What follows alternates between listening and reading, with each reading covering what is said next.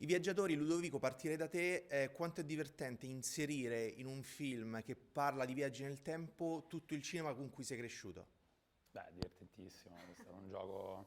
Diciamo che l'aspetto meno divertente è stato cercare di incastrare, di far funzionare il paradosso temporale, perché quello invece è stato faticoso, ma tutto il resto è stato veramente, ovviamente, divertente, ci ha permesso di giocare con loro, con gli stuntman, con i costumi, con la scenografia, con tutto quello che il cinema ti offre quando pensi a un film.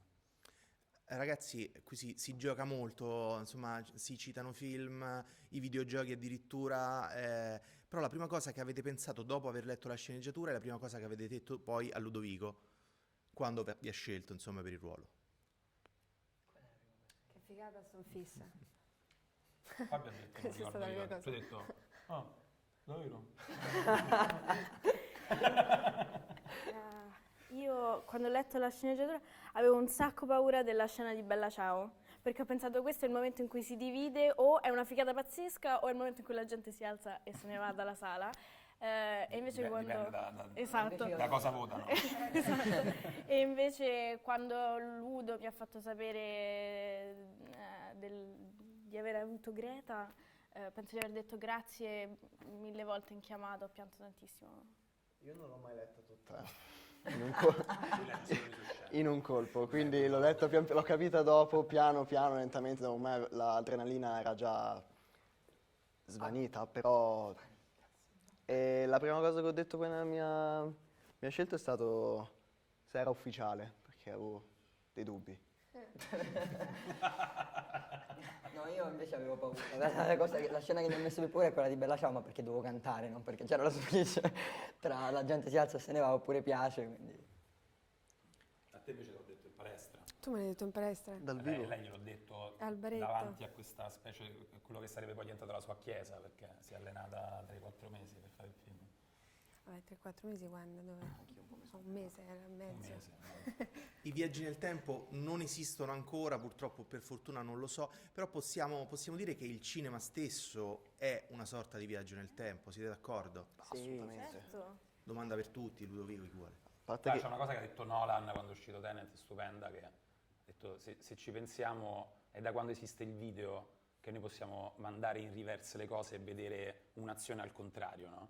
Cioè effettivamente da quando, infatti anche i viaggi nel tempo sono un concetto che esiste da poco più di un secolo. Cioè nell'Ottocento non esisteva il viaggio, cioè nessuno aveva mai scritto un libro sul viaggio nel tempo. Cioè, capito? È proprio un genere nuovo quanto il cinema, ed è curioso perché nascono insieme, no? nel passato le persone non avevano neanche il concetto del futuro. Pensavano, no, non sto scherzando, è vero, cioè, l'ho visto su TikTok. E ora non mi ricordo più qual era il perché, il motivo, ma so che è così. Fonte E ufficiale. riguardo alla macchina del tempo, in realtà si potrebbe anche fare. Nel futuro, magari un wormhole, entri in un buco nero e entri nel buco bianco e esci nel buco bianco. Oppure vai alla velocità della luce, ma lì ti smaterializzi, quindi è un po' difficile. Sì, il cinema non solo, perché noi viaggiamo nel tempo nel film. Questi danni il cinema, quindi. TikTok.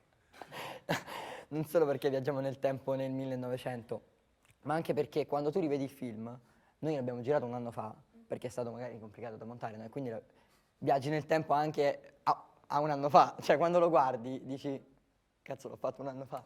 È strano tra l'altro andarla a ripescare, è un processo molto particolare quello di fare un viaggio insieme, a prescindere dal film sul viaggio nel tempo, però imbarcarsi in questo tipo di esperienza, ovvero girare un film che ognuno è a sé e finirlo e andarsi a ritrovare un anno dopo a dover rientrare, è un processo quasi snaturante in realtà, perché insomma stai da un'altra parte sotto troppi punti di vista, però insomma vabbè, questo non ci trova niente. Giriamo intorno al sole, non è che passa il tempo.